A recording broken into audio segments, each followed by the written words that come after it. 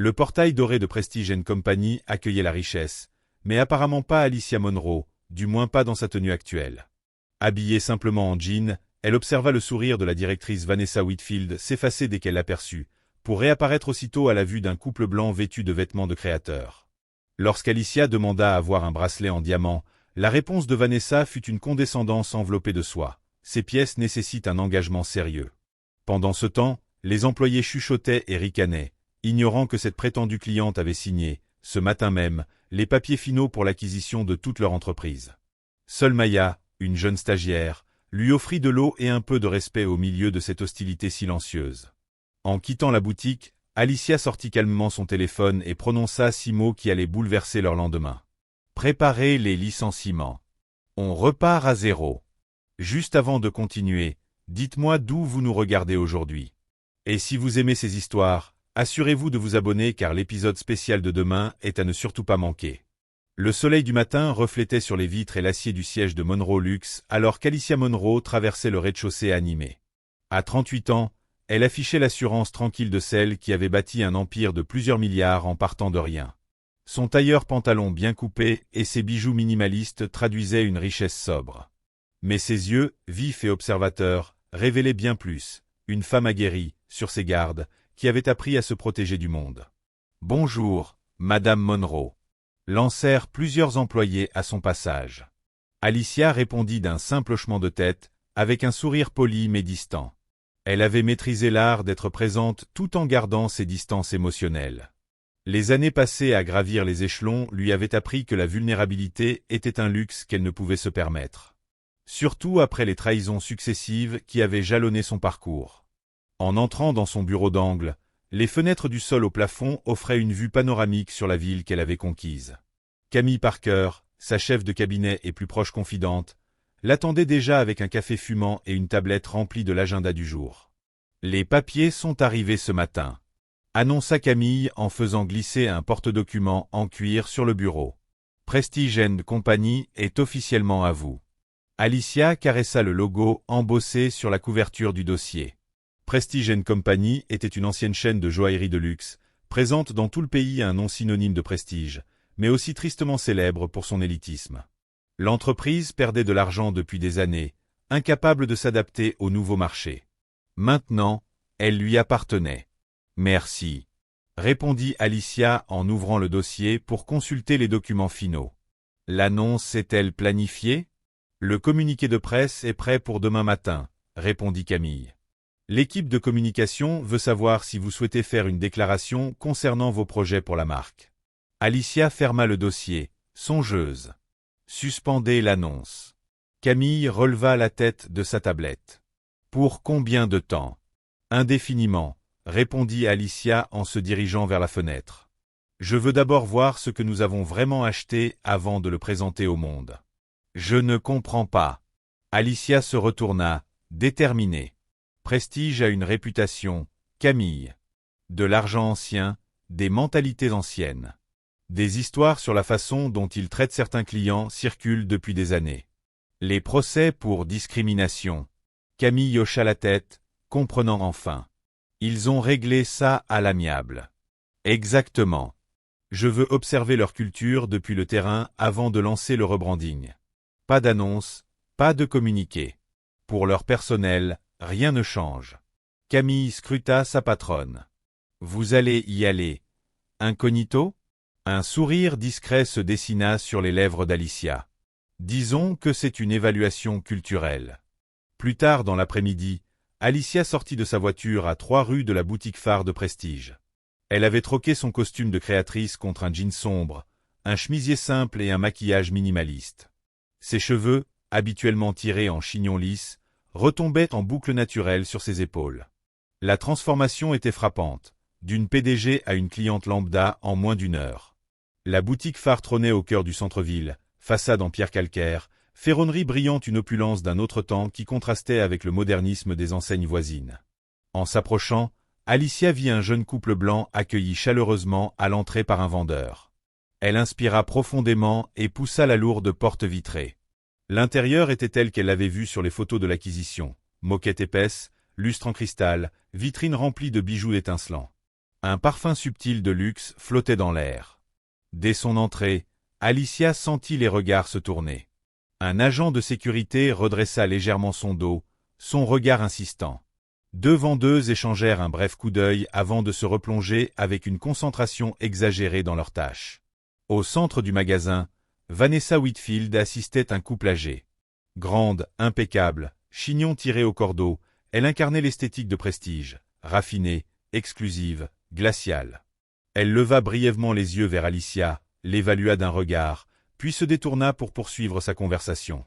Alicia se dirigea vers une vitrine de bracelets, consciente du changement subtil dans l'ambiance.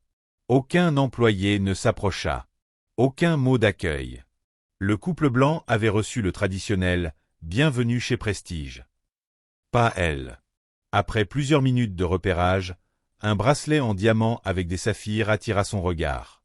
Elle attendit, espérant qu'on remarque son intérêt. Mais les employés restaient ostensiblement occupés ailleurs. Elle se résolut à aller vers le comptoir où Vanessa rangeait une vitrine. « Excusez-moi, » dit Alicia poliment. « Je souhaiterais voir ce bracelet, s'il vous plaît. »« Lequel ?» ?»« Celui en diamant et saphir, dans la troisième vitrine. » Les yeux de Vanessa se plissèrent légèrement. « Il fait partie de notre collection céleste. Le prix de départ est de 15 000 $. Ce n'était pas une question, mais un obstacle.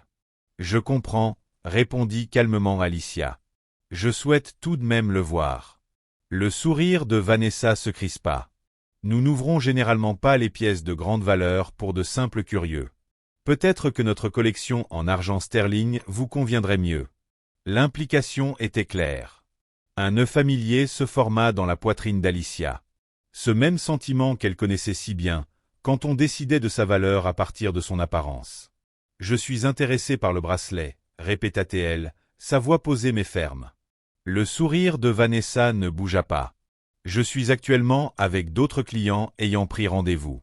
Si vous souhaitez planifier une consultation, Thomas à l'accueil pourra vous aider. » Et elle s'éloigna, laissant Alicia seule au comptoir. Quelques instants plus tard, une jeune femme s'approcha timidement, portant une bouteille d'eau sur un petit plateau en argent. Plus jeune que les autres, sûrement une stagiaire ou une nouvelle recrue, ses yeux étaient gentils et un peu gênés. « Voulez-vous un peu d'eau en attendant » demanda-t-elle doucement. « Merci » répondit Alicia, prenant la bouteille et lisant son badge. « Maya, c'est bien ça ?»« Oui, madame » répondit Maya en jetant un regard vers le bureau où Vanessa s'était éclipsée. « Je suis désolé pour l'attente. Nous sommes un peu en sous-effectif aujourd'hui. » Une excuse médiocre, qu'elle savait toutes les deux fausses. 3 autres vendeurs flânaient sans rien faire. « Ce n'est pas grave, » dit Alicia. « Pendant que j'attends, pouvez-vous me parler de certaines pièces ?» Le visage de Maya s'éclaira légèrement. « Bien sûr. Que souhaitez-vous savoir ?» Pendant plusieurs minutes, Maya expliqua les différentes collections. Son savoir, malgré sa position, était impressionnant. Mais leur échange fut vite interrompu par le retour de Vanessa. Maya allait réorganiser les fiches d'inventaire, dit-elle sèchement. « Je vais m'occuper de madame. » Maya s'excusa du regard et s'éloigna. Vanessa se tourna vers Alicia avec un sourire professionnel qui ne touchait pas ses yeux. « Avez-vous trouvé quelque chose qui vous intéresse ?» demanda-t-elle, sûre d'elle. « Je suis toujours intéressée par le bracelet en diamant et saphir. » Vanessa soupira. « Comme je l'ai mentionné, ces pièces exigent un engagement sérieux. Notre clientèle sait généralement exactement ce qu'elle cherche en entrant ici. »« Je comprends la qualité, » répondit Alicia. « J'aime juste observer de près le savoir-faire. »« Peut-être une autre fois, » dit Vanessa d'un ton désinvolte. « Nous préparons une présentation privée ce soir. » Alors qu'Alicia se dirigeait vers une autre vitrine, elle entendit une voix masculine à proximité. Chad Thompson, un jeune vendeur aux cheveux gominés et portant une montre coûteuse, chuchotait à un autre employé tout en jetant un regard en direction d'Alicia. « Les curieuses n'ont rien à faire ici, » murmura-t-il juste assez fort pour qu'Alicia l'entende. Elle tut probablement le temps en attendant son bus. Les autres employés étouffèrent un rire. Alicia sentit une vieille brûlure d'indignation, mais garda un visage impassible. Elle avait déjà vécu ce genre de traitement, les jugements, les mépris, les rappels subtils et parfois non subtils que certains endroits n'étaient pas faits pour des personnes comme elle, peu importe ses réussites. Après 20 minutes passées à être délibérément ignorée par tout le monde sauf Maya, Alicia estima qu'elle en avait assez vu. Elle marcha lentement vers la sortie, prenant mentalement note de tout ce qu'elle avait observé.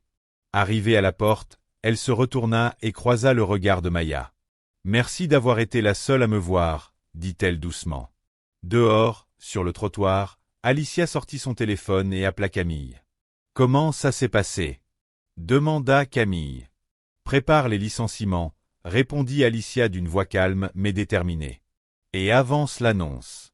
J'ai vu tout ce que je devais voir. » Le lendemain matin, Vanessa Whitfield arriva à Prestige et Compagnie avec 15 minutes d'avance.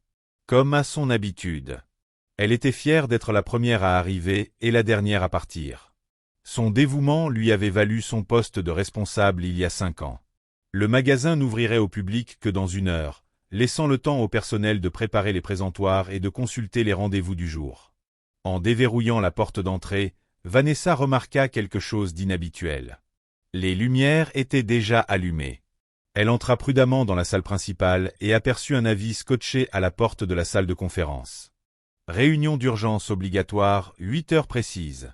Présence de tout le personnel requise. Frappée d'un mauvais pressentiment, Vanessa consulta ses emails. Rien de la part du siège. Elle prit son téléphone pour appeler son superviseur régional, mais fut interrompue par l'arrivée de Chad Thompson. « C'est quoi ce panneau ?» demanda-t-il en retirant sa veste. « Je ne sais pas, » admit Vanessa. « Personne ne m'a parlé d'une réunion. » À 7h55, tout le personnel était arrivé, se regroupant avec incertitude devant la salle. Maya fut la dernière à les rejoindre, serrant nerveusement son carnet. « On entre ?» demanda-t-elle. Vanessa redressa son blazer et adopta sa posture la plus autoritaire. « Voyons de quoi il s'agit. » Elle ouvrit la porte et s'arrêta net. Assise à la tête de la table se trouvait la femme de la veille, celle qu'elle avait méprisée comme une simple curieuse. Mais aujourd'hui, elle était transformée. Fini le jean et le chemisier simple, elle portait un tailleur impeccablement ajusté. Ses cheveux étaient tirés en arrière en un chignon lustré, et un collier de diamants brillait à son cou. Plus surprenant encore, 4 personnes l'entouraient, 2 en costume, manifestement des avocats d'entreprise, et 2 autres visiblement des agents de sécurité. Vanessa sentit un nœud glacé se former dans son estomac. « Veuillez vous asseoir », dit la femme d'une voix calme mais ferme. Le personnel entra en silence, échangeant des regards confus. Chad se pencha vers Vanessa. « Qu'est-ce qu'elle fout là ?» La femme se leva, et le silence se fit. « Pour ceux qui ne me connaissent pas, je m'appelle Alicia Monroe. Depuis la semaine dernière, je suis la propriétaire unique de Prestige Eco. » Un souffle de stupeur parcourut la pièce.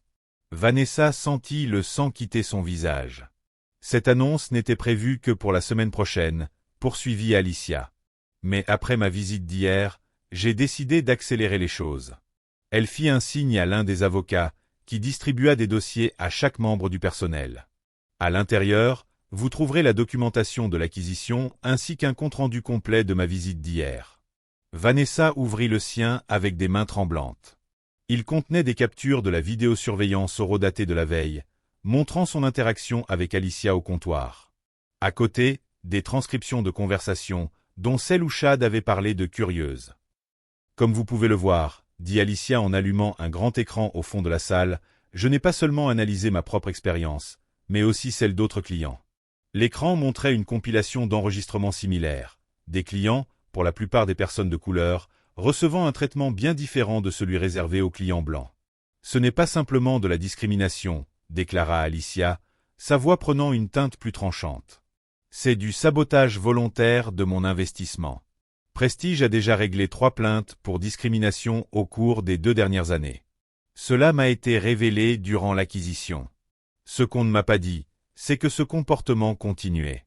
Chad se tortilla sur son siège avant de bondir. C'est de l'entrapement. Vous nous avez piégés. Vous êtes venu habillé comme.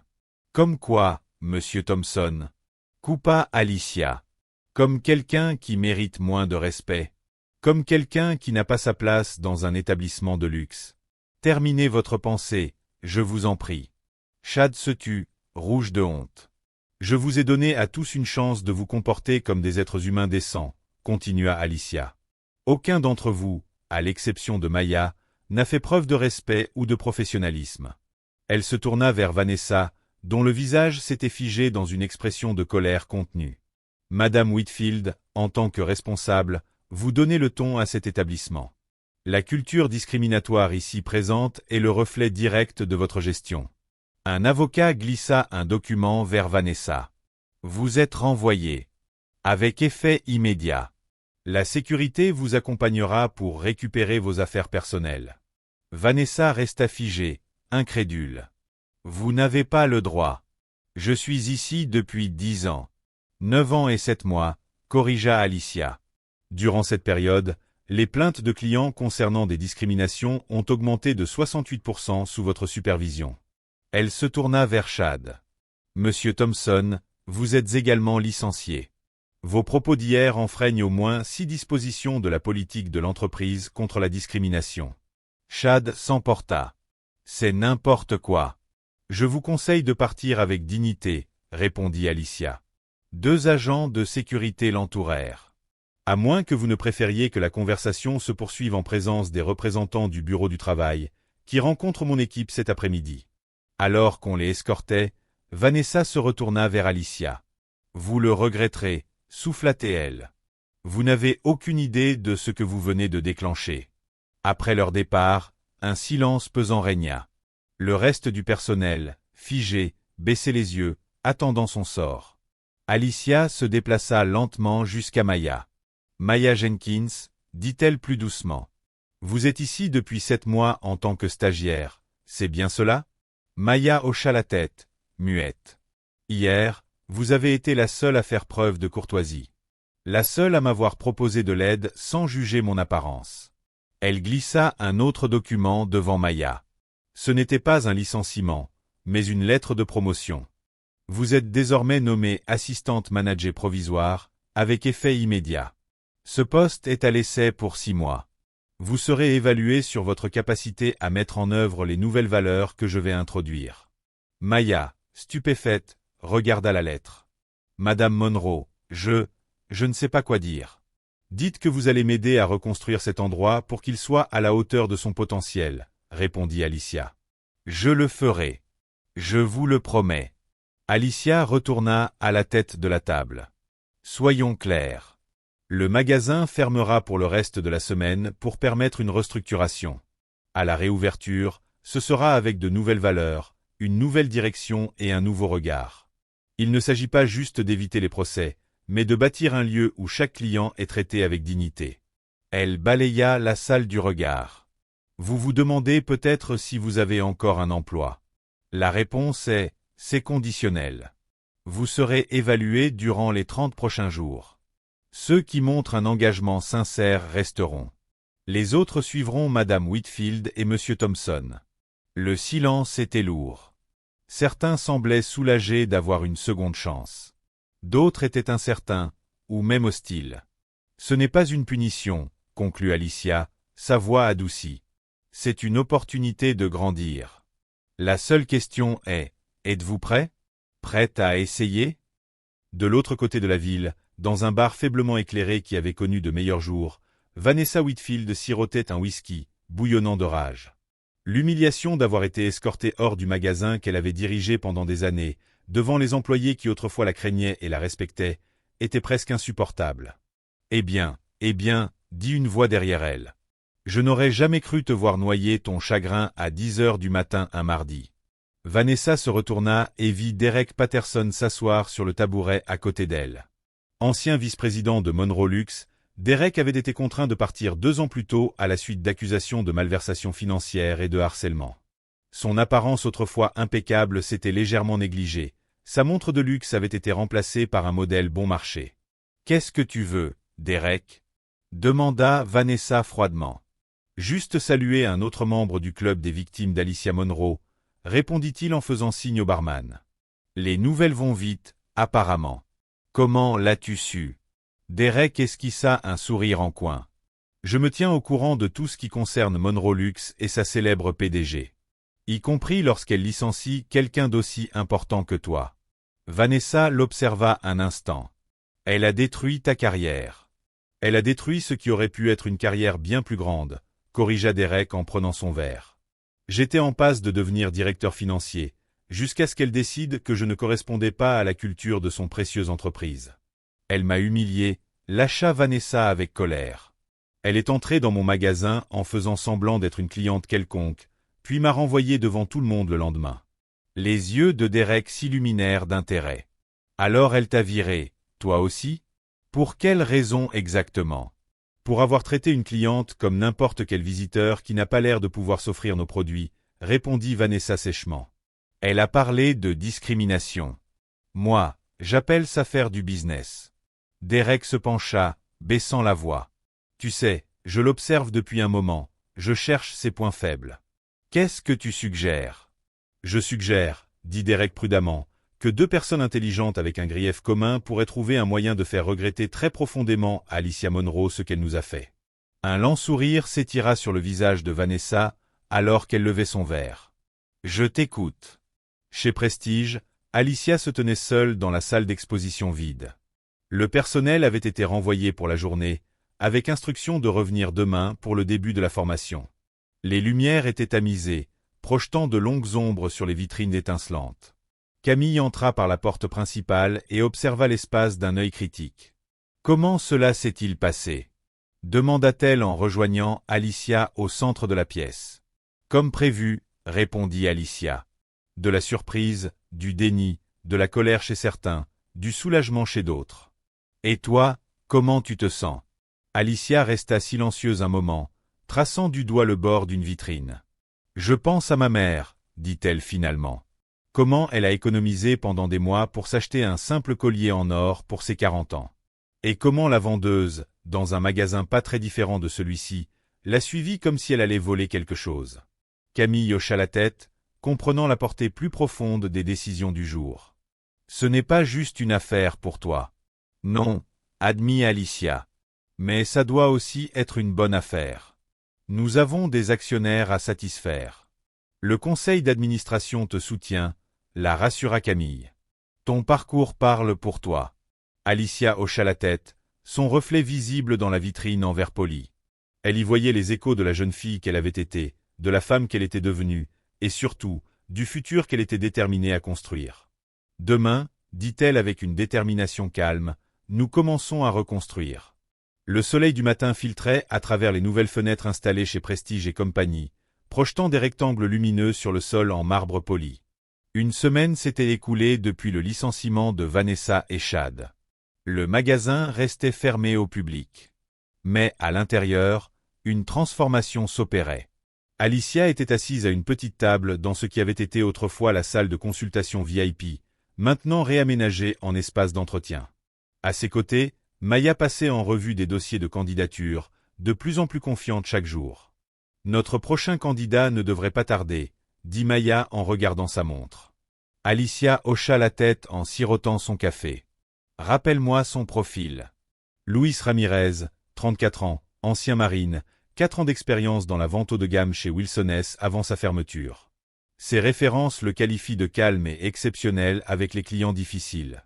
La porte s'ouvrit et Camille introduisit un homme grand, à la posture militaire et au regard alerte. Son costume était modeste mais impeccablement repassé, et il dégageait une dignité silencieuse. Madame Monroe. Madame Jenkins. Voici Luis Ramirez, annonça Camille avant de s'éclipser. Luis s'avança et leur serra la main avec fermeté. Merci de considérer ma candidature. Asseyez-vous, dit Alicia en lui indiquant une chaise. D'après votre CV, vous avez dirigé le rayon montres et bijoux chez Wilson S? Oui, madame. 3 ans comme vendeur, puis 1 an comme chef de rayon. Qu'est-ce qui vous a amené au commerce après les marines? Demanda Maya. Luis réfléchit un instant. J'aime aider les gens à trouver ce qu'ils cherchent. Chez les marines, tout était critique. En vente, je peux encore servir les gens, mais les victoires sont plus petites et plus douces. Trouver le cadeau parfait, rendre leur journée spéciale. Alicia se pencha. Luis, je vais être direct. Nous reconstruisons ce magasin de zéro. L'ancienne culture était problématique. J'en ai entendu des rumeurs, admit Louis. C'est d'ailleurs en partie pour ça que j'ai postulé.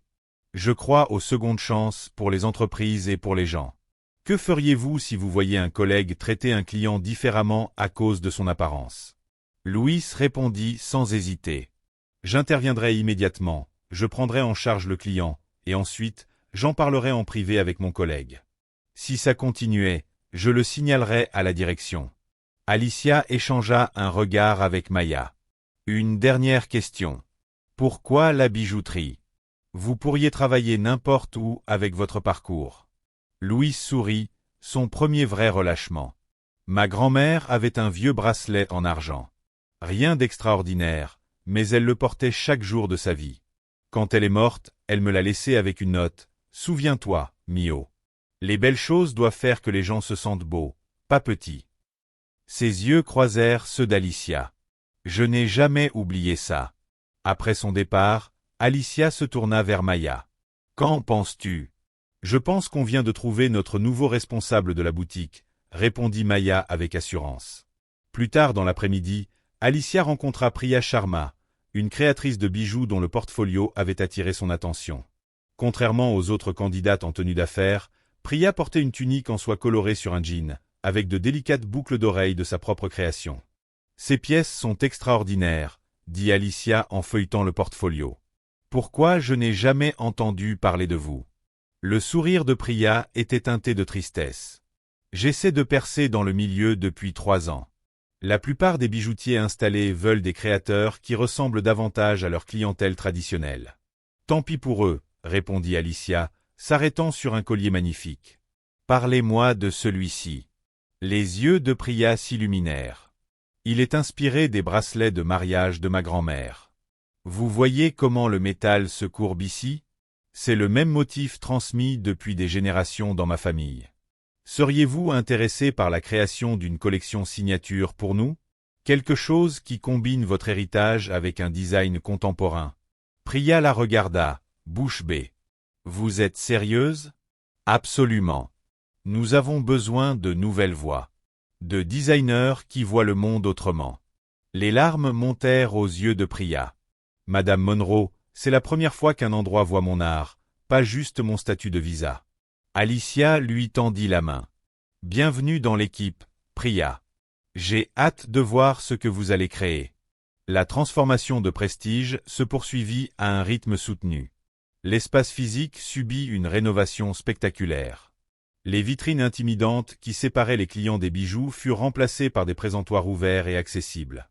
Les murs blancs austères cédèrent la place à des couleurs chaleureuses et à des œuvres d'art inspirées. Artistes locaux.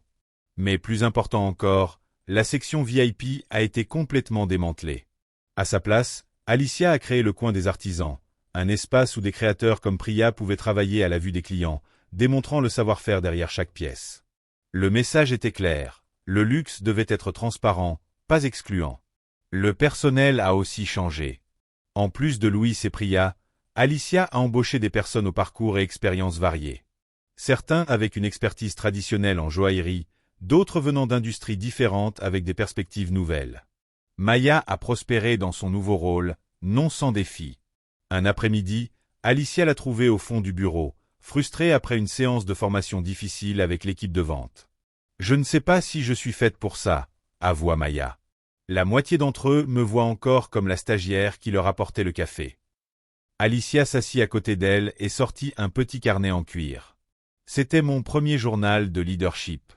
Chaque erreur, chaque doute, chaque petite victoire, tout y est noté, dit-elle en le lui tendant. Il est à toi maintenant. Mais tu n'apprendras pas ce travail en observant, ajouta-t-elle doucement. Tu l'apprendras en trébuchant, puis en te relevant. Note-le. Apprends.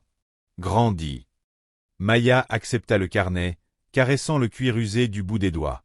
Merci. 2 semaines plus tard, la boutique était prête à rouvrir. La veille de l'inauguration, Alicia organisa un événement privé pour les leaders communautaires et les influenceurs des réseaux sociaux. La réponse fut massivement positive. Dans un coin, Louis aidait une femme âgée à choisir un collier. C'est pour le mémorial de ma femme le mois prochain, expliqua-t-elle, la voix tremblante. Nous avons été ensemble pendant 47 ans. L'expression de Louis était empreinte de compassion sincère. Parlez-moi d'elle. Que aimait-elle?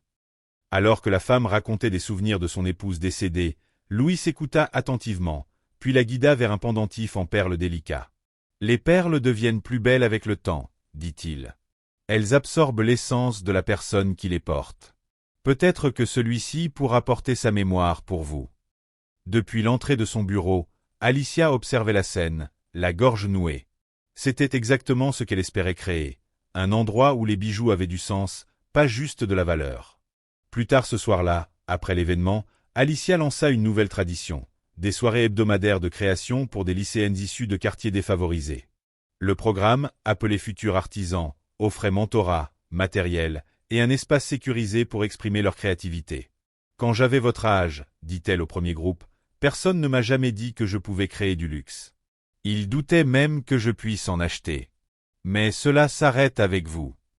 Pendant que Prestige renaissait, Vanessa Whitfield préparait sa destruction. Depuis un bureau loué et financé par Derek Patterson, elle orchestrait une campagne de sabotage subtil. Utilisant ses connexions dans l'industrie, elle fit circuler des rumeurs sur une baisse de qualité et de service sous la nouvelle direction. Quand cela ne prit pas, elle opta pour des méthodes plus directes. Avec un réseau de faux comptes sur les réseaux sociaux, elle posta des affirmations mensongères. Monroe licencie les employés blancs. Le nouveau programme de diversité remplace des artisans qualifiés par des travailleurs non formés. Est-ce vraiment nécessaire? Demanda un soir Vanessa à Derek, alors qu'ils passaient leur stratégie en revue. Cela semble excessif. Les yeux de Derek se durcirent. Alicia Monroe m'a coûté des millions en stock options, et ma réputation. Elle t'a humilié publiquement. Ce n'est pas que du business. C'est de la justice. Vanessa acquiesça, refoulant ses doutes. Elle retourna à son ordinateur et continua son travail, ignorant à quel point la vendetta de Derek était profonde. Malgré la campagne de l'ombre, le nouveau Prestige et compagnie prospérait. Un mois après la réouverture, une influenceuse de mode visita la boutique et tomba sous le charme des créations de Priya. « Ce collier est extraordinaire !» s'exclama-t-elle en se filmant avec la pièce emblématique de Priya. Une fine chaîne dorée avec pendentif géométrique inspiré de motifs traditionnels indiens. Le savoir-faire est unique. La vidéo devint virale en une nuit, générant des centaines de commandes et de demandes d'attente. Priya, submergée par ce succès soudain, resta travailler tard, examinant chaque commande. « Tu devrais rentrer chez toi, » dit Alicia en la trouvant encore à son poste à 21h. « Tout sera encore là demain. » Priya leva les yeux, les siens brillants d'enthousiasme. « Je n'aurais jamais cru que cela arriverait. Que des gens veuillent mes créations. Qu'ils apprécient l'influence de ma culture. » Alicia sourit. « Il va falloir t'y habituer. Ce n'est que le début. » En quittant la boutique ce soir-là, Alicia fut approchée par Camille, qui l'attendait à l'extérieur. « La sécurité a repéré quelque chose d'étrange, » dit-elle en lui tendant un petit colis. « Livré par coursier.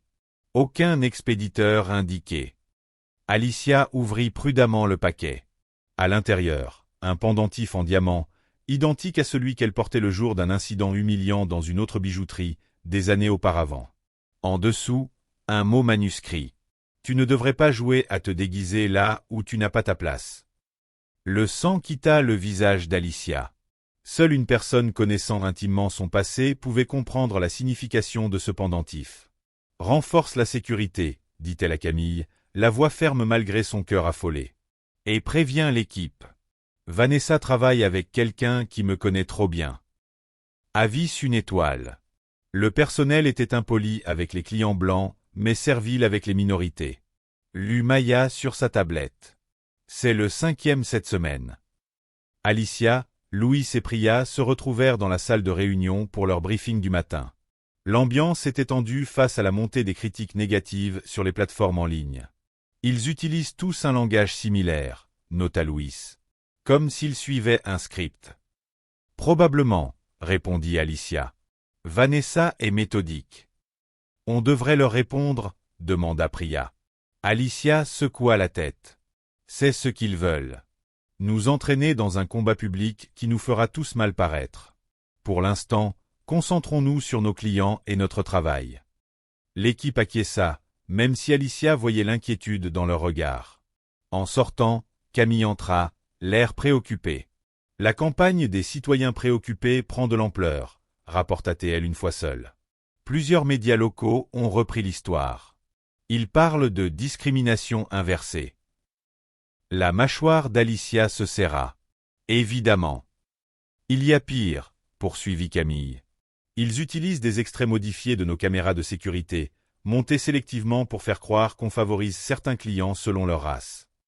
Comment ont-ils eu accès à nos enregistrements? Je ne sais pas encore. IT enquête. Alicia s'approcha de la fenêtre, regardant la ville. La situation était plus grave qu'elle ne l'avait imaginé. Ce n'était plus une simple revanche mesquine de Vanessa. C'était organisé, financé, dangereux. Il faut découvrir qui la soutient, dit-elle. Cela dépasse une employée licenciée avec une rancune. Ce soir-là, seule dans son appartement au dernier étage, Alicia se servit un rare verre de whisky. Elle s'assit dans l'obscurité, les souvenirs déferlant sur elle comme des vagues. Elle avait de nouveau 16 ans, debout devant la bijouterie Harrison avec les économies durement gagnées après plusieurs mois de petits boulots après l'école. Tout ce qu'elle voulait, c'était un simple bracelet en argent pour l'anniversaire de sa mère. Rien d'extravagant, juste quelque chose de beau pour remplacer celui que sa mère avait dû vendre des années auparavant. Dès qu'elle était entrée dans la boutique, l'atmosphère avait changé. Le vigile avait suivi chacun de ses mouvements. La vendeuse l'observait avec des yeux méfiants. Lorsqu'elle s'était enfin approchée du comptoir pour demander à voir un bracelet, la réponse de la femme avait été cinglante. Ce sont de vrais bracelets en argent, vous savez. Les prix commencent à 200 $. Je sais, avait répondu Alicia, adolescente. J'ai l'argent. Mais l'expression de la vendeuse montrait clairement qu'elle ne la croyait pas. Peut-être devriez-vous revenir avec vos parents. Avant qu'elle ne puisse répondre, une autre employée s'était approchée, chuchotant assez fort pour qu'Alicia entende. Surveille ses mains. Ces gosses viennent en groupe pour distraire et voler. L'humiliation l'avait brûlé de l'intérieur.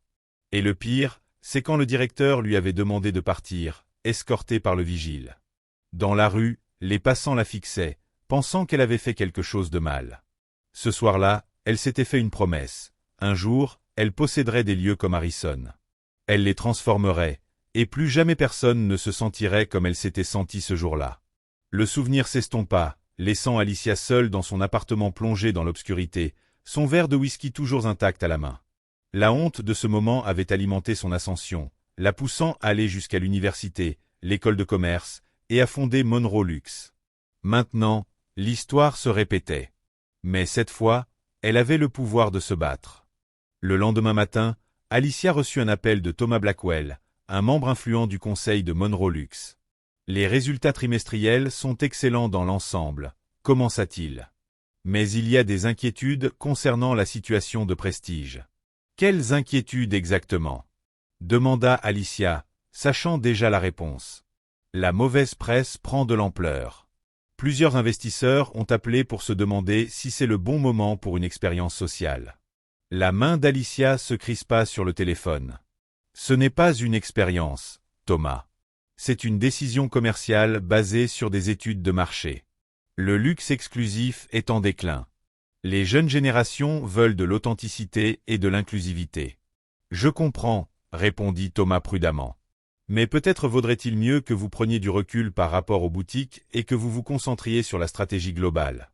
Laissez quelqu'un d'autre gérer le quotidien de Prestige le temps que la tempête passe. L'implication était claire, se distancer de la controverse. Je vous remercie pour votre inquiétude, répondit Alicia calmement. Mais je soutiens notre orientation. Les chiffres le confirment. Le trafic en magasin a augmenté de 30%, et les ventes en ligne ont doublé depuis la relance. Une fois l'appel terminé, Alicia resta assise à son bureau, bouillonnante de colère. Même à son niveau, après tout ce qu'elle avait accompli, certains pensaient encore qu'elle devait reculer au premier signe de résistance. Chez Prestige, Priya travaillait avec une cliente lorsque son téléphone vibra avec une notification de mail. Elle l'ouvrit plus tard, durant sa pause, pour découvrir une offre intrigante d'un certain Alexander Reynolds, se présentant comme un collectionneur privé. Vos créations ont attiré mon attention. Je souhaite commander une collection personnelle et suis prêt à financer votre propre ligne indépendante. Veuillez considérer cette opportunité pour vous affranchir des contraintes du commerce de détail traditionnel. L'offre était généreuse, bien au-delà de son salaire actuel chez Prestige. En pièces jointes, un contrat préliminaire offrant une liberté créative totale, un soutien financier important et une distribution via des canaux exclusifs. Priya resta figée, partagée. Elle adorait travailler chez Prestige et était reconnaissante envers Alicia pour l'opportunité. Mais avoir sa propre ligne était un rêve qu'elle portait depuis des années. Ce qu'elle ne savait pas, c'était qu'Alexander Reynolds était une identité fictive, créée par Derek Patterson pour détourner l'étoile montante de Prestige. Louis trouva Alicia dans son bureau plus tard dans l'après-midi, visiblement inquiet. « Je dois vous dire quelque chose », dit-il en fermant la porte. « Quelque chose de mon passé qui pourrait vous affecter. » Alicia lui fit signe de s'asseoir. « Je vous écoute. Quand j'avais 22 ans, juste après les marines, je me suis battu dans un bar. Un type a insulté mon service. Ça a dégénéré et je l'ai envoyé à l'hôpital. Continuez. J'ai plaidé coupable pour voie de fait, j'ai purgé 6 mois et suivi une thérapie de gestion de la colère. Ça fait 10 ans, je n'ai plus jamais eu de problème. Pourquoi m'en parler maintenant ? Parce que quelqu'un m'a envoyé ça aujourd'hui. » Il lui montra son téléphone, avec un mail anonyme contenant les documents du tribunal. « Si je ne démissionne pas, ils rendront public qu'un criminel violent gère la boutique. » Alicia examina les documents. « Aviez-vous déclaré cela lors de la vérification d'antécédents ? » ?»« Oui, tout était dans ma candidature. »« Alors nous n'avons rien à craindre. Vous avez payé votre dette. Vous avez reconstruit votre vie. Vous êtes un atout pour cette équipe. » Louis parut soulagé, mais restait inquiet. « Et s'ils rendent cela public ? Alors nous répondrons par la vérité. Que Prestige croit aux secondes chances. Qu'on juge les gens pour ce qu'ils sont aujourd'hui, pas pour des erreurs d'il y a 10 ans. » Elle lui rendit son téléphone. « Ne vous laissez pas intimider, Louis. C'est exactement ce qu'ils veulent. » La pression continuait à monter. Maya, encore en phase d'apprentissage en tant qu'assistante manager, doutait d'elle après avoir raté une présentation devant des clients importants. Le couple, des amis de Vanessa, lui avait posé des questions techniques, essayant délibérément de la piéger. Plus tard, en rangeant les vitrines, Maya les entendit dire à une cliente. Ils ont mis une assistée pour gérer le magasin. Clairement un recrutement de diversité. Les mots la blessèrent, ravivant ses plus grandes insécurités. Le soir même, elle alla voir Alicia, encore au travail. « Peut-être que je ne suis pas prête pour ce poste, » avoua Maya, d'une voix faible. « J'ai embarrassé la boutique aujourd'hui. » Alicia leva les yeux. « Tu sais que c'est ma 4e entreprise ? Les 3 premières ont échoué. Spectaculairement. J'ai tout perdu à chaque fois. »« Vraiment ?» s'étonna Maya. « Le succès, ce n'est pas de ne jamais échouer. C'est la manière dont on réagit après l'échec. Demain, tu étudieras ces fiches techniques jusqu'à les connaître par cœur. Ensuite, tu rappelleras ces clients pour leur proposer une visite privée. » Maya hocha lentement la tête. « Je peux le faire. Je sais que tu peux. C'est pour ça que tu es ici. » Les semaines passèrent. Alicia devenait de plus en plus isolée, travaillant tard, dormant peu. Une nuit, Camille la trouva encore à son bureau à minuit. « C'est quand la dernière fois que tu as dormi plus de 4 heures ?» demanda-t-elle en posant 2 tasses de thé. « Je dormirai quand tout ça sera réglé. »« Et ce sera quand ? Tu t'épuises, tu repousses tout le monde. Ce n'est pas tenable. Je n'ai pas le choix. Si, tu l'as. Tu essaies de réparer ton traumatisme à la force du travail, pour prouver quelque chose à des gens qui ne sont même plus là. » Les mots la frappèrent comme une gifle. Elle voulut nier, mais elle savait que Camille avait raison. On a besoin de toi à ton meilleur niveau, pas de toi en train de te consumer. Comment séparer les deux ? Demanda Alicia. C'est personnel. Alors souviens-toi de pourquoi tu as commencé tout ça. Pas seulement pour leur prouver qu'ils avaient tort, mais pour construire quelque chose de meilleur. Camille lui serra la main. Et laisse ton équipe t'aider. Tu n'es pas seul dans ce combat. Le lendemain matin, Camille fit irruption dans le bureau d'Alicia, l'air grave. On a trouvé la fuite. Quelqu'un accède à notre système à distance. Profil client, documents internes, vidéo de surveillance. Comment? Par une porte dérobée dans notre logiciel d'inventaire. La connexion mène à une société de RP appelée Davison & Associates. Jamais entendu parler. Normal, c'est une société écran. Et devine à qui elle appartient? Derek Patterson. Camille Achiesa. À travers 3 sociétés intermédiaires, il orchestre toute cette campagne. Les faux avis, les mets à Louis et Priya, tout. Vanessa est impliquée, mais ce n'est pas elle la tête pensante. Elle bosse pour Derek. Alicia se leva, une détermination glaciale dans le regard. Convoque une réunion d'urgence du personnel. On verrouille tout. Personne ne sort ni entre sans autorisation. Et après? On arrête de se défendre. Si Derek veut la guerre, il va la voir. Le magasin phare de Prestige & Comé était silencieux et plongé dans l'obscurité. Une pancarte manuscrite sur la porte annonçait « Fermé temporairement pour inventaire. Réouverture dans 48 heures. » Derrière les vitres assombries, cependant, l'atmosphère était tout sauf calme. Alicia avait transformé la salle de conférence en salle de crise. Des écrans numériques affichaient le trafic réseau, les flux des caméras de sécurité et les journaux de données. Une équipe de spécialistes en cybersécurité, penchés sur leurs ordinateurs portables, traçait des empreintes numériques à travers les systèmes compromis de l'entreprise. Le malware est dans notre réseau depuis au moins 3 semaines, annonça Marcus Taylor, le chef de l'équipe de sécurité de Camille. Il est sophistiqué, conçu pour récolter des données clients et des communications internes sans déclencher d'alerte. Alicia faisait les 100 pas le long de la table de conférence. Qu'ont-ils exactement pu consulter? Les profils clients, les historiques d'achat, les mémos internes, répondit Marcus en faisant défiler une liste. Et ils ont eu accès au système de sécurité, y compris les caméras et les enregistrements audio. Les implications étaient glaçantes. Derek et Vanessa ne s'étaient pas contentés d'espionner à distance. Ils avaient littéralement eu des yeux et des oreilles à l'intérieur de Prestige pendant des semaines. Le logiciel espion semble avoir été introduit via un outil d'analyse marketing, poursuivit Marcus. D'un prestataire nommé Optima Design. Camille releva brusquement la tête. Nous n'avons jamais travaillé avec un prestataire de ce nom. Exactement. C'est une société écran. Le contrat a été approuvé par quelqu'un du département marketing qui pensait qu'il était légitime. Alicia se pencha au-dessus de l'affichage numérique. Et tout remonte à Derek via plusieurs sociétés écrans. Oui. Il a bien couvert ses traces, mais nous avons trouvé des liens vers une société de portefeuille où il est partenaire silencieux. La pièce devint silencieuse alors que l'équipe mesurait l'ampleur de l'infiltration. Ce n'était pas seulement une guerre commerciale. C'était une surveillance personnelle, méthodique et invasive. Il faut purger tout le système, décida Alicia. Chaque appareil, chaque réseau. Cela prendra des jours, avertit Marcus. Et il faudra tout restaurer à partir des sauvegardes. Alors il faut commencer tout de suite. Parce que dans 72 heures, nous accueillons l'événement de lancement de notre collaboration avec la House of Monroe, et tout doit être parfait. La collaboration entre Monroe Luxe et Prestige, désormais rebaptisée House of Monroe, devait être le plus grand lancement de bijoux de la saison. Rédacteurs de mode, influenceurs et clients VIP avaient déjà confirmé leur présence. Alicia y avait engagé sa réputation professionnelle.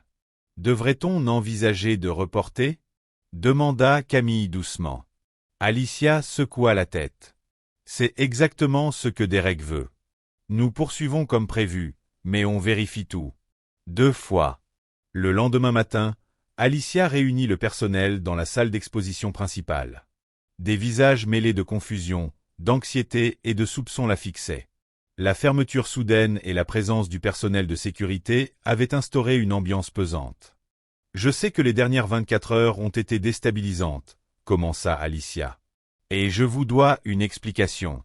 Elle exposa alors la situation, la faille de sécurité, la campagne ciblée et les liens avec Derek et Vanessa. Elle prit soin de ne pas évoquer de collaborateurs internes potentiels, bien que cette possibilité planait dans l'air. Jusqu'à ce que nous sachions exactement comment la faille a eu lieu, tout le monde travaillera sous des protocoles de sécurité renforcés, expliqua-t-elle. Il ne s'agit pas de méfiance. Il s'agit de protection pour vous, nos clients et ce que nous construisons ici. Le personnel échangea des regards. Louis s'avança. Quoi que vous attendiez de nous, nous sommes prêts, déclara-t-il fermement. Plusieurs acquiescèrent. Mais Priya semblait préoccupée. Après la réunion, elle aborda Alicia discrètement. « Il y a quelque chose que vous devez savoir », dit-elle avec hésitation. « J'ai reçu une proposition de quelqu'un nommé Alexander Reynolds pour financer ma propre ligne. » Le visage d'Alicia resta neutre, mais intérieurement elle connectait un nouveau point dans le plan de Derek. « Quand cela ? » « La semaine dernière. J'y pensais sérieusement. C'était une opportunité trop belle pour être vraie.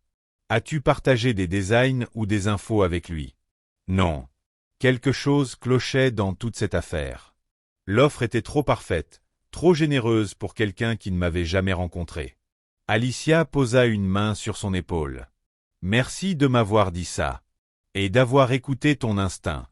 Les heures passaient. L'équipe travaillait jour et nuit. Les systèmes de sécurité étaient reconstruits, les communications migraient vers de nouveaux canaux sécurisés, chaque détail de l'événement était revu. Mais malgré tous les efforts, une atmosphère de paranoïa s'installait. Les employés s'observaient du coin de l'œil, se demandant qui avait pu aider les intrus. Les conversations s'interrompaient à l'arrivée d'autres personnes. La confiance, soigneusement bâtie ces derniers mois, se fissurait. La veille du lancement, Alicia trouva Maya seule dans la réserve, comptant l'inventaire pour la 3e fois. « Tu devrais te reposer », conseilla Alicia. « Demain sera une longue journée. » Maya leva les yeux, des cernes profonds sous les paupières. « Je ne peux pas me permettre d'oublier quoi que ce soit. Pas après la catastrophe de ma dernière présentation. Ce n'était pas ta faute. Peu importe de qui c'était la faute. Aux yeux du personnel, je suis la direction maintenant. Et tout le monde est sur les nerfs. » Maya posa sa tablette avec un soupir. Certains pensent qu'il y a une taupe. Quelqu'un qui travaille encore avec Vanessa. Alicia s'appuya contre une étagère. Et toi, qu'en penses-tu ? Maya hésita. Je pense que la peur fait exactement ce que nos ennemis espèrent, nous diviser de l'intérieur. Alicia esquissa un sourire. Voilà pourquoi tu es dans la direction, Maya. Tu vois plus loin que les apparences. Le soir du lancement arriva. La boutique avait été transformée en vitrine de lumière et d'élégance. La nouvelle collection House of Monroe, mélange de luxe traditionnel et d'audace contemporaine, scintillait sous des lumières savamment positionnées. Le personnel portait des tenues conçues par un créateur de mode prometteur, incarnant la nouvelle vision inclusive du luxe. Alors que les premiers invités arrivaient, Alicia les accueillait avec un calme apparent, malgré son anxiété intérieure. Tout semblait parfait, jusqu'à ce que ça ne le soit plus. Le premier signe de trouble arriva lorsqu'une cliente VIP se présenta à l'accueil, confuse à propos de sa réservation. « J'ai reçu une confirmation pour une salle de visionnage privée à 20 heures, expliqua-t-elle à la réceptionniste, visiblement stressée. « Je suis désolée, mais je ne vois pas votre nom dans la liste, répondit la réceptionniste en cherchant frénétiquement dans le système. Une confusion similaire se propagea. Certains invités attendaient des expériences personnalisées qui n'avaient pas été planifiées. D'autres ne trouvaient pas les pièces qu'ils avaient demandé à voir. L'harmonie méticuleusement organisée de la soirée commença à s'effondrer. Dans le bureau arrière, Camille découvrit la source du chaos. Quelqu'un a modifié le système de réservation. Certaines commandes clients ont été changées ou supprimées. « Comment est-ce possible ?» demanda Alicia. « On a tout purgé. Ils ont dû garder un point d'accès secondaire qu'on a raté, » répondit Camille, l'air sombre. D'autres problèmes surgirent. Des pièces précieuses disparues. Une commande de traiteur modifiée, contenant des allergènes dangereux pour un critique gastronomique célèbre présent ce soir-là. À l'extérieur, le tumulte grandissait. Des journalistes non invités posaient des questions agressives. « Madame Monroe, quelle est votre réponse face aux accusations de falsification de chiffres de vente ? Est-il vrai que House of Monroe fait l'objet d'un recours collectif d'anciens employés de prestige ? » Mais la question la plus tranchante vint d'une femme au fond. Que ressent-on en tant que milliardaire embauché pour la diversité ? Pensez-vous que vous auriez eu les mêmes opportunités si vous étiez réellement compétente ? L'image méticuleusement construite de succès s'effondrait en direct, capturée par les flashs incessants. Au milieu du chaos, Maya prit la parole. Les mains légèrement tremblantes, mais la voix ferme, elle s'adressa au personnel rassemblé à l'arrière. C'est exactement ce qu'ils veulent, que nous nous écroulions sous la pression. On a connu pire. Vous vous souvenez de la première semaine après la réouverture? On n'avait rien. Juste nous et une vision. Et ça n'a pas changé. Les employés la regardèrent, surpris par l'autorité dans sa voix. Prends une respiration, continua Maya. Ensuite, nous allons nous répartir en équipes. L'équipe d'accueil devait créer un système d'enregistrement manuel. L'équipe commerciale aidait les invités à trouver des pièces alternatives qu'ils pourraient adorer. La sécurité retirait poliment mais fermement toute personne sans invitation légitime. L'équipe se dispersa avec un regain de motivation.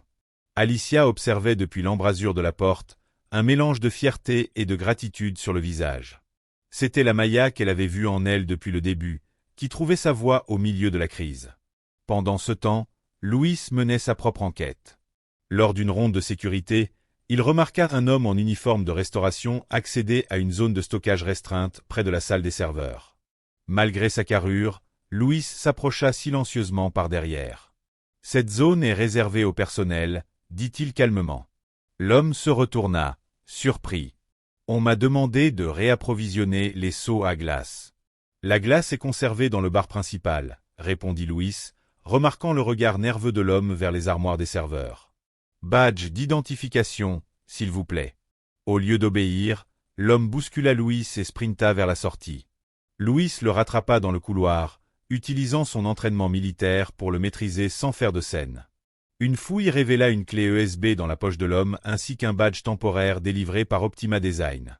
Le traître avait été démasqué. Un travailleur temporaire infiltré, envoyé par la société écran de Derek pour saboter l'événement de l'intérieur. Alors que l'équipe luttait pour sauver le lancement, Vanessa Hamilton réalisait un direct improvisé depuis un café en face, observant le chaos avec des yeux satisfaits. Comme vous pouvez le voir, disait-elle à son audience grandissante, le prétendu lancement de House of Monroe est un désastre total. Des sources internes m'ont dit qu'Alicia Monroe fait une crise et rejette la faute sur tout le monde sauf elle-même. Le direct gagnait des spectateurs à chaque seconde, beaucoup attirés par les hashtags scandaleux que Derek avait fait exploser sur les réseaux sociaux. Hashtag Darmonroe Meltdown et hashtag FakeBillionnaire. Voilà ce qui arrive quand les entreprises privilégient l'apparence plutôt que l'expérience, continuait Vanessa, satisfaite. Quand des professionnels compétents sont remplacés pour des raisons de diversité. Ce que Vanessa ignorait, c'est que Derek prenait déjà ses distances avec leur partenariat. Ayant atteint son objectif d'humiliation publique, il effaçait soigneusement ses traces, laissant Vanessa seule face à la tempête. À l'intérieur de Prestige, Alicia avait disparu de la salle principale. La combinaison des accusations publiques, du sabotage et des questions haineuses des journalistes avait finalement fait céder sa façade maîtrisée. Elle s'était retirée dans l'ancienne chambre forte, une pièce au sous-sol désormais utilisée comme stockage, cherchant un moment seul pour se recentrer. Dans la lumière tamisée, entourée des vestiges du passé du magasin, Alicia sentit le poids de tout ce qui s'abattait sur elle. Ce n'était pas seulement le désastre de ce soir, mais le fardeau accumulé d'une vie passée à se prouver dans des espaces conçus pour l'exclure. Un souvenir refit surface, elle, petite fille, assise sur un vieux canapé, regardant sa mère compter des billets froissés sur la table de la cuisine. Elles avaient besoin d'argent pour le loyer, et sa mère avait dû se résoudre à vendre leur dernier héritage familial, un simple médaillon en or transmis de génération en génération. Le propriétaire du prêt sur gage a offert une fraction de sa valeur, conscient de leur désespoir. Les bijoux ne devraient pas être réservés aux riches, lui avait dit sa mère après coup, les larmes aux yeux. Les belles choses devraient appartenir aux belles âmes. Ces mots l'avaient marqué, façonnant sa vision du luxe. Et maintenant, cette vision s'effondrait sous les attaques. Des pas dans l'escalier la tirèrent de sa mémoire. Camille apparut dans l'embrasure, l'inquiétude lisible sur son visage. « L'équipe gère la situation à l'étage », dit-elle doucement. « Maya a été incroyable. » Alicia acquiesça, essuyant des larmes qu'elle n'avait pas réalisées. « Je dois remonter là-haut. »« Pas encore », insista Camille. « D'abord, tu dois te rappeler pourquoi nous nous battons. » Alicia prit une profonde inspiration pour se calmer. « Je sais pourquoi nous nous battons, mais j'ai besoin de comprendre pourquoi lui, il se bat. Que gagne Derek dans tout ça? La vengeance, le pouvoir, la satisfaction de te voir échouer. C'est plus que ça, dit Alicia lentement. C'est trop personnel, trop calculé. Elle se leva, la détermination revenant sur son visage. Je dois parler à quelqu'un qui connaît Derek mieux que nous. Le lendemain matin, Alicia conduisit en périphérie de la ville, dans un quartier modeste où vivait son père. William Monroe avait été autrefois voleur, puis tailleur de diamants, puis alcoolique. Maintenant dans la soixantaine, il menait une vie paisible de rédemption, mentorant des jeunes à risque et fabriquant de petites boîtes à bijoux en bois. Leur relation avait été fracturée pendant des années, ne se réconciliant que récemment. Il l'accueillit à la porte, les yeux pleins de compréhension. « J'ai vu les infos », dit-il simplement, l'invitant à entrer. La petite maison sentait le café et la sciure de bois. « J'ai besoin de clarté », admit Alicia en s'asseyant à sa vieille table de cuisine. William examina le visage de sa fille. « Tu te bats pour la mauvaise bataille. Que veux-tu dire? Tu essaies de les battre à leur propre jeu. De prouver que tu as ta place dans leur monde, dit-elle en désignant une boîte à bijoux à moitié finie sur son établi. J'ai passé des années à essayer de pénétrer des lieux que je pensais avoir de la valeur. Il a fallu que je perde tout pour comprendre que je regardais au mauvais endroit. Alors, que dois-je faire? Abandonner? Les laisser gagner? William secoua la tête. Non, arrête d'essayer de réparer leur maison branlante. Construis la tienne. Il prit sa main. Tu n'es pas né pour vendre l'éclat des autres. Tu forges le tien. La simplicité de ces mots traversa le tumulte des dernières semaines, illuminant un chemin que Alicia n'avait pas envisagé. « Merci », dit-elle en serrant sa main. En partant, William lui lança. « Ils n'ont de pouvoir que si tu joues selon leurs règles. Change les règles. » 3 jours après ce lancement désastreux, le personnel de Prestige se rassembla à nouveau, cette fois dans l'espace communautaire rénové au-dessus du magasin. L'ambiance était sombre, beaucoup s'attendant à ce qu'on annonce la fermeture définitive. Au lieu de cela, ils trouvèrent la pièce transformée. Les murs étaient couverts de nouveaux designs, d'échantillons de matériaux et de concepts visuels audacieux. Au centre se tenait Alicia, rayonnante d'une énergie calme absente ces dernières semaines. « Ce que vous voyez ici, » commença-t-elle, « ce n'est pas un rebranding, c'est une renaissance. » Elle désigna la plus grande affiche, un nouveau logo frappant et un nouveau nom, House of Monroe. Prestige était bâti sur l'exclusion. Nous avons essayé de le transformer en gardant ses fondations intactes. C'était mon erreur. Alicia se déplaça vers un grand écran digital. Nous ne rénovons plus. Nous reconstruisons depuis les fondations. L'écran affichait des rendus d'un espace complètement repensé. La configuration actuelle remplacée par un design circulaire centré autour du coin des artisans, agrandi en un studio visible sous tous les angles. Luxe inclusif, design porté par l'héritage, artisanat sans peur et sans compromis. Elle regarda la salle. Ce ne sont pas que des phrases marketing, c'est notre mission. L'énergie dans la pièce changea, un espoir hésitant remplaçant la résignation. Et la réaction négative? Demanda quelqu'un. La presse fait toujours courir le scandale. Laissez-les, répondit Alicia avec confiance. Parce que pendant qu'ils regardent en arrière, nous avançons. Cet après-midi-là, Camille conduisit une équipe d'experts juridiques pour déposer une plainte complète contre la société écran de Derek, gelant tous les avoirs liés et dévoilant l'implication criminelle de Vanessa. Les preuves recueillies par Louis, y compris la clé USB de l'infiltré, fournirent une base solide pour le dossier. L'histoire fit rapidement la une des journaux nationaux. Un milliardaire de la tech dévoile un réseau de sabotage corporatif. La narration changeait déjà, peignant Alicia non plus en victime mais en adversaire redoutable ayant découvert une attaque sophistiquée.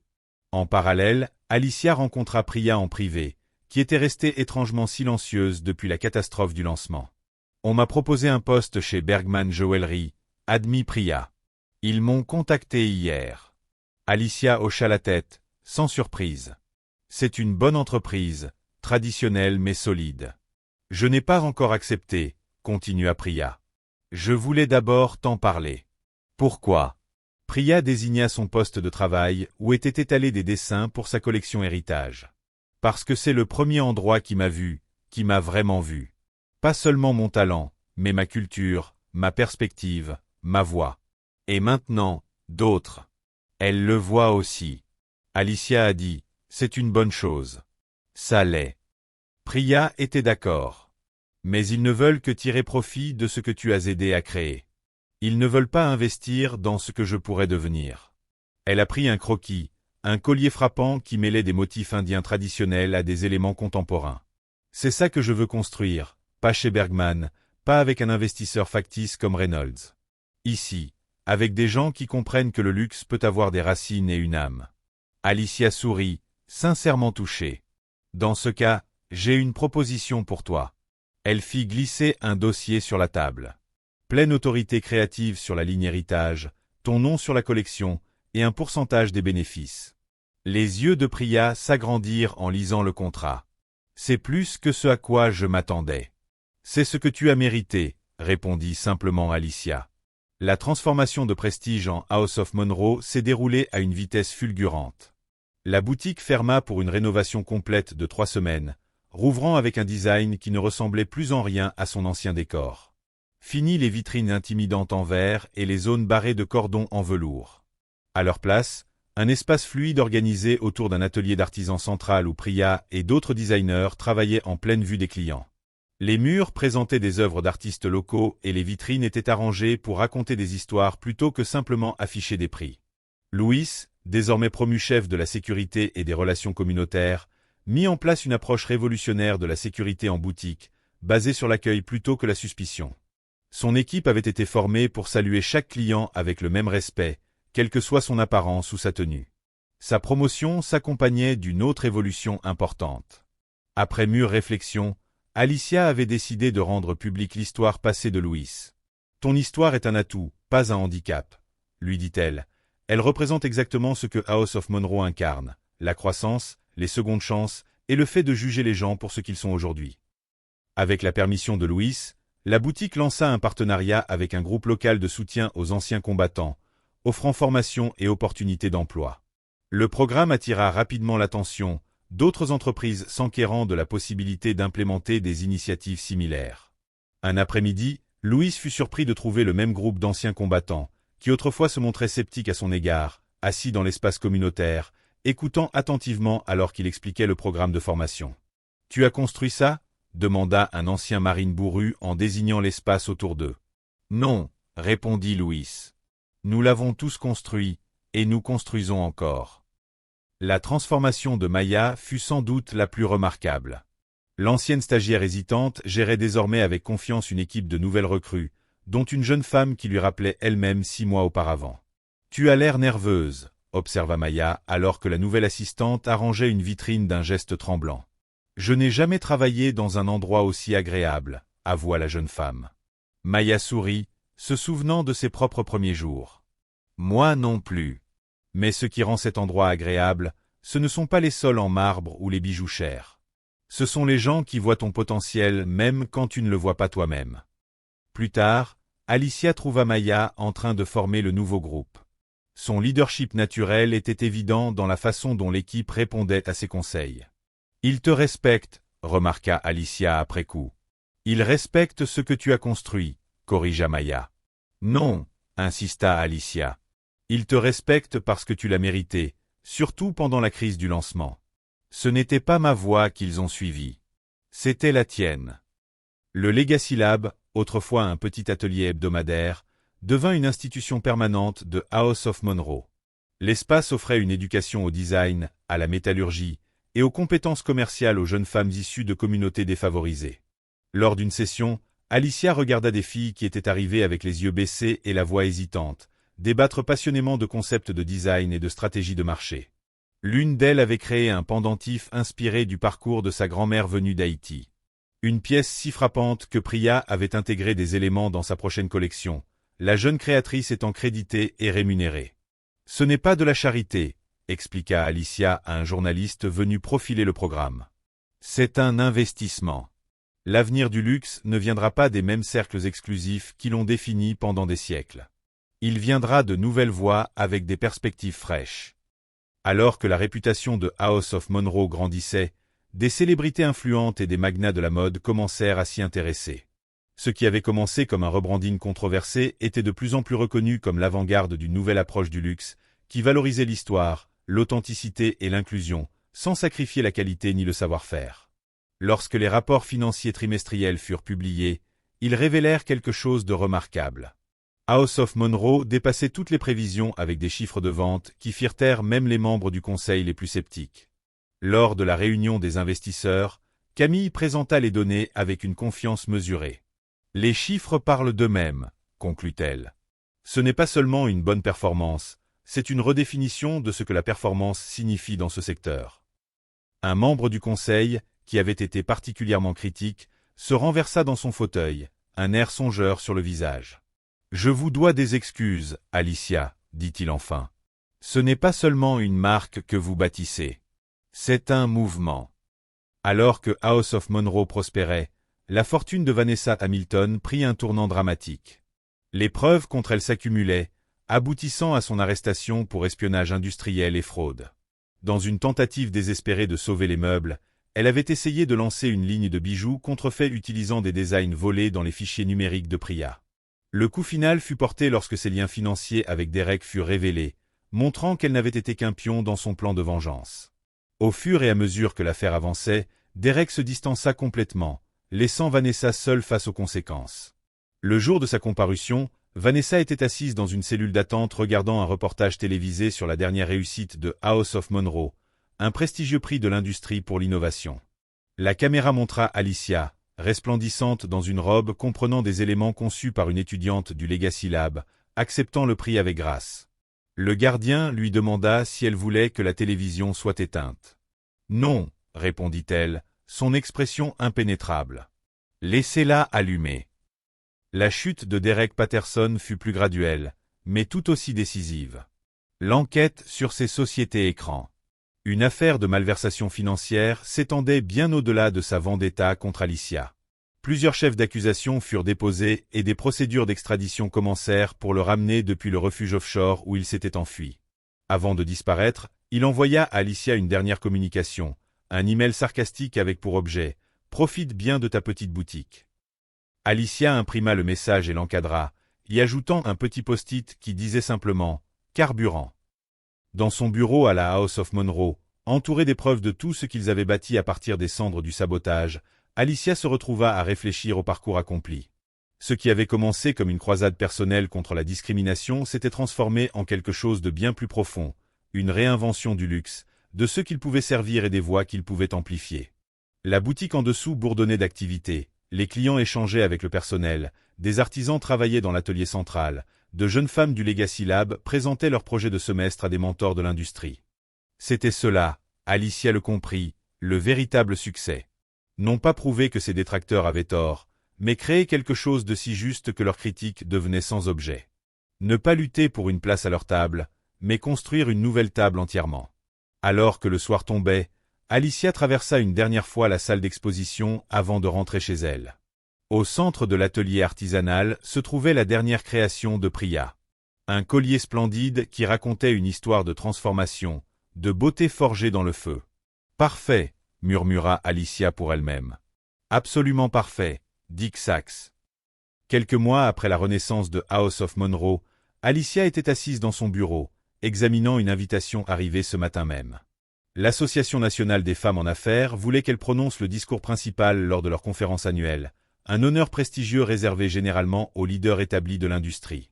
Ils attendent 1500 participants, remarqua Camille, appuyée contre l'encadrement de la porte. Ce serait une excellente visibilité. Alicia mit l'invitation de côté, l'air pensif. « Je ne suis pas sûr. »« Tu as déjà donné des discours, » dit Camille. « C'est différent, » admit Alicia. « Ils ne veulent pas que je parle de stratégie commerciale ou de disruption du marché. Ils veulent que je parle de mon parcours, de la rupture des barrières. N'est-ce pas quelque chose qui mérite d'être partagé ?» Alicia poussa un soupir en regardant par la fenêtre de son bureau le sol animé de la salle d'exposition en contrebas. « Je n'ai pas construit ça pour devenir un symbole ou une histoire d'inspiration. Je l'ai fait parce que ça devait exister. Les deux ne sont pas incompatibles, » fit remarquer Camille avec douceur. Le téléphone d'Alicia vibra avec un message de Maya. Surprise prévue. Besoin que tu sois en bas à 20 h. Tenue business casual, non négociable. Que mijote Maya? Se demanda Alicia à voix haute. Aucune idée, sourit Camille innocemment. Mais si j'étais toi, je suivrais ses instructions. Ce soir-là, Alicia revint à la boutique comme demandé, surprise de trouver les lumières tamisées et l'espace transformé. L'atelier artisanal central avait été converti en salle à manger intime, avec des tables disposées en cercle autour d'une petite scène. Maya l'accueillit à l'entrée, visiblement satisfaite d'elle-même. Juste à l'heure. Qu'est-ce que c'est? Demanda Alicia en regardant autour d'elle. Quelque chose de longuement attendu, répondit Maya en la guidant à l'intérieur. La pièce était remplie de visages. Certains familiers, d'autres inattendus. Le personnel du magasin côtoyait les clients. D'anciens stagiaires discutaient avec des artistes dont les œuvres ornaient les murs. Dans un coin, Alicia aperçut la vieille dame qui avait acheté le collier de perles en mémoire de sa femme défunte, maintenant portant ce bijou et échangeant vivement avec Louise. « Bienvenue au premier dîner de famille à House of Monroe », annonça Maya, conduisant Alicia à la table centrale. Pas de presse, pas d'investisseurs, pas de discours, juste des personnes dont la vie a été touchée par ce que tu as construit. Au cours de la soirée, Alicia fut émue par des conversations inattendues. Une adolescente timide du Legacy Lab expliqua comment le programme l'avait aidée à obtenir une bourse universitaire. Un homme d'âge moyen décrivit comment un bijou de la collection héritage de Priya l'avait aidé à renouer avec ses parents immigrés. Une ancienne employée de prestige confessa que la transformation avait changé sa vision de l'inclusion. « Tu n'as pas seulement créé une boutique, » dit la femme à Alicia. « Tu as créé une autre manière de voir le monde. » Après le dîner, plusieurs invités partagèrent des récits spontanés sur l'impact de House of Monroe dans leur vie. Pas de grands témoignages, juste des moments simples et sincères de connexion et de changement. À la fin de la soirée, Alicia se retrouva sans mots. Rare pour une PDG toujours si posée. « Je ne sais pas quoi dire », avoua-t-elle. « Tu n'as rien à dire », répondit Maya. « Parfois, écouter suffit. » Plus tard, en rangeant, Maya tendit à Alicia un carnet relié en cuir, le journal de leadership qu'Alicia lui avait offert des mois plus tôt. « J'ai rempli chaque page », dit fièrement Maya. « J'ai appris que le leadership ne consiste pas toujours à avoir les bonnes réponses. Parfois, c'est créer des espaces où les gens peuvent découvrir les leurs. » Alicia sourit, reconnaissant ses propres paroles, transformée par la perspective unique de Maya. « Tu es devenue une leader remarquable, Maya.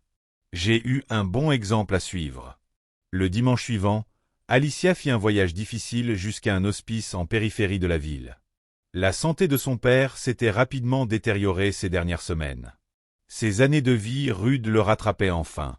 William Monroe était assis, appuyé sur son lit, paraissant diminué, mais d'une paix jamais vue par Alicia auparavant. Ses mains burinées, jadis assez fortes pour ouvrir des coffres-forts et tailler des diamants avec précision, tremblaient en se tendant vers elle. « Tu es venu » dit-il simplement. « Bien sûr que oui. » Alicia s'assit à ses côtés, prenant sa main. Ils avaient passé tant d'années éloignés, retrouvant leur chemin l'un vers l'autre seulement dans ces moments crépusculaires. « J'ai quelque chose pour toi », dit William en saisissant une petite boîte en bois sur sa table de chevet. Sa dernière création, l'œuvre finale d'un maître artisan. À l'intérieur reposait une bague cassée, l'anneau fendu et une petite pierre manquante. Alicia la reconnut immédiatement. Un bijou de la collection de sa mère. Une pièce qu'ils avaient dû vendre des décennies auparavant. « Comment l'as-tu eue ? » ?»« Je la traquais depuis des années, » admit William. « Je l'ai enfin trouvée dans un magasin de prêt sur gage à Memphis. Trop abîmée pour valoir quoi que ce soit pour quelqu'un d'autre. » Alicia caressa la bague endommagée, ressentant son histoire dans ses mains. « Maman aurait adoré savoir qu'elle est revenue à nous. Elle aurait aimé ce que tu as construit encore plus. » Les yeux de William étaient clairs malgré la faiblesse de son corps. « Termine ce qu'elle a commencé, Alicia. » Elle disait toujours, « Les belles choses appartiennent aux belles âmes. » « Je le ferai, » promit Alicia, refermant ses doigts autour de la bague cassée.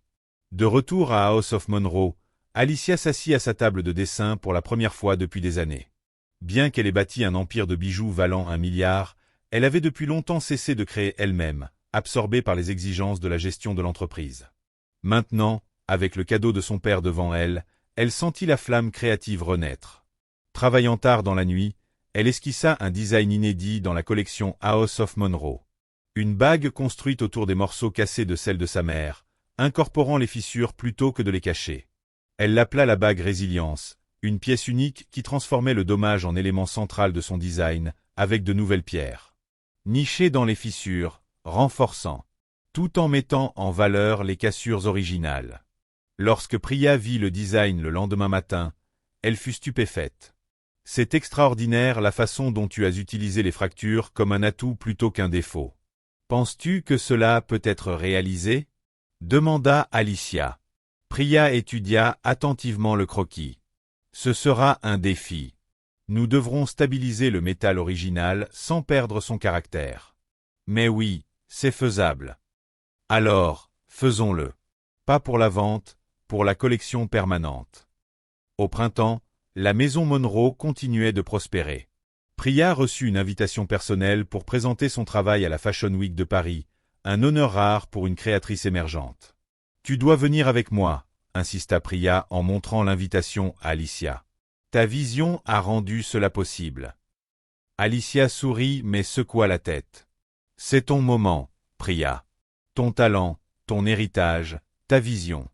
Je serai là pour t'encourager à distance. » Bien qu'elle ait décliné l'invitation à Paris, Alicia se sentit de plus en plus attirée par l'atelier de création. Dans les moments de calme, la bague de résilience avait réveillé quelque chose en elle, un lien avec le processus créatif qui avait été son premier amour avant que les exigences des affaires ne prennent le dessus. Tard un soir, elle esquissa un nouveau bijou, un collier inspiré des boîtes à bijoux en bois de son père. Elle n'entendit pas Camille entrer avant que son amie ne prenne la parole. « Je ne t'ai pas vu dessiner depuis des années, » observa Camille. Alicia leva les yeux, légèrement gênée d'avoir été surprise dans ce moment intime. « Je joue juste avec quelques idées. » Camille étudia le croquis. « C'est magnifique. Tu devrais le faire. Peut-être un jour. Pour l'instant, je suis plus concentré sur les plans d'expansion. » Camille s'assit en face d'elle. « En fait, c'est de ça que je voulais te parler. » Elle hésita, d'un air inhabituellement incertain. « Je prends un congé. » « Un congé. » Alicia posa son crayon, lui accordant toute son attention. « Pour combien de temps? » « 6 mois, peut-être 1 an. » Camille soutint son regard. Les batailles juridiques avec Derek, la refonte de la sécurité, le relancement. Ça n'a pas arrêté depuis presque 2 ans. J'ai besoin de prendre du recul et de respirer. Alicia ressentit une panique passagère à l'idée de perdre sa bras droit, mais elle fut rapidement remplacée par la compréhension. « Si quelqu'un mérite une pause, c'est bien toi, » dit-elle, serrant la main de Camille. Les yeux de Camille s'embuèrent de larmes inattendues. « Merci de comprendre. » Alicia se leva et serra son amie dans une étreinte chaleureuse. « Tu m'as tenu quand je me brisais, » murmura-t-elle. « Je ne serais pas ici sans toi. » L'été apporta de nouvelles opportunités pour Louis, dont le programme d'aide aux vétérans attira l'attention d'un podcast populaire sur la transition militaire-civile. L'interview, prévue pour 30 minutes, dura finalement 2 heures. En partageant son parcours de marine à chef de la sécurité chez House of Monroe, Louis expliqua. « La plus grande leçon que j'ai apprise, c'est que notre passé ne doit pas nous définir, mais il peut éclairer la façon dont nous construisons notre avenir. Mon expérience militaire fait de moi un meilleur directeur de sécurité. Mon erreur fait de moi un leader plus compatissant. » L'épisode suscita un élan de soutien et d'intérêt, menant à de nouveaux partenariats et opportunités de subvention pour les programmes de formation de Monroe. Lorsque Louis présenta la proposition d'expansion à Alicia, sa fierté était évidente. « Nous pourrions accueillir 20 vétérans par an, » expliqua-t-il, lui détaillant le budget. « Formation complète, mentorat, aide à la recherche d'emploi. Faites en 30, » décida Alicia, et ajoutez une allocation pour la garde d'enfants et le transport. Éliminons tous les obstacles possibles. Louis s'acquiesça en apportant les ajustements. « Merci de me faire confiance. »« Tu l'as mérité, » répondit simplement Alicia. Un après-midi pluvieux, Alicia reçut un message inattendu de Julian Turner, un nom de son passé. Autrefois journaliste en herbe et brièvement son compagnon, Julian était parti poursuivre sa carrière juste au moment où la première entreprise d'Alicia commençait à décoller. Aujourd'hui reporter d'investigation respecté, il était en ville pour travailler sur un article sur la transformation des entreprises et demanda un rendez-vous. Contre son meilleur jugement, Alicia accepta un café dans un café tranquille près du magasin. Julian avait bien vieilli, les tempes argentées, mais ses yeux restaient vifs et curieux. Ils échangèrent des politesses, l'embarras initial laissant place à une conversation plus sincère en rattrapant les années écoulées. « J'ai suivi ton travail, » admit Julian. « Ce que tu as fait avec House of Monroe est remarquable. »« Merci, » répondit Alicia. « J'entends dire que tu t'es aussi fait un nom. » Une ombre passa sur le visage de Julian. « Oui, mais parfois je me demande ce que seraient devenues les routes non prises. » Il croisa son regard. « T'abandonner était une erreur, Alicia, une erreur que j'ai regrettée de nombreuses fois au fil des ans. » La confession flotta dans l'air entre eux. Il y a 10 ans, ces mots auraient tout signifié pour Alicia.